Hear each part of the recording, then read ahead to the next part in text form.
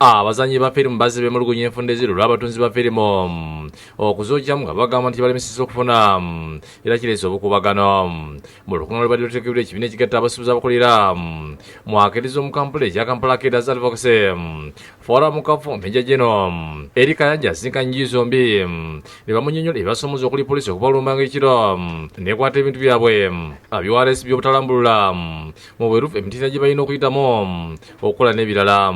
On this fateful day, many things were taken from these shops they brought in.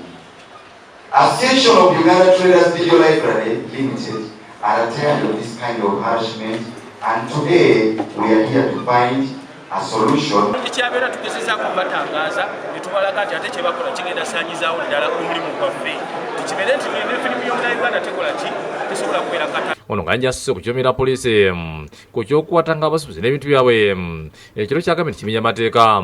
Naye ne bano abazikola ekiro mu firimu industry waba bapulisas nsuubira nti ekyo bo bakikola mu bukyamu kubanga operation bw'ogikola emisana otuukiriza ky'oba oyagala.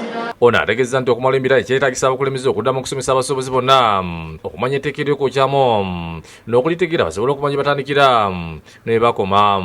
Kyenvudde nsaba ne balaba ku operation bakubeeyo olupapula oluliko guidelines nga zisobola okulaga kiki omuntu kyalina okukola, lwaki baze mu dduuka lye, lwaki batutte ebintu ebyo.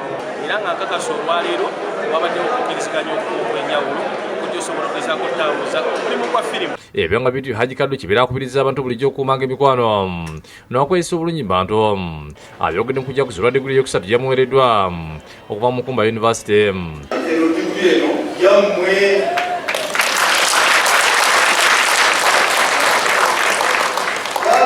senga saali nammwe nandibadde siri muntu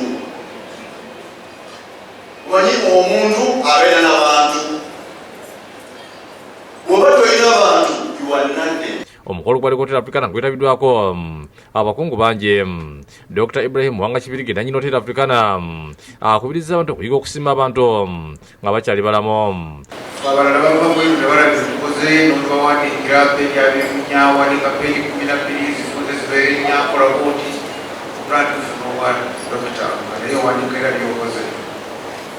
Naye abawala oba tebatulaba basiima ogeze tibalaikaddu yali mulungi nnyo.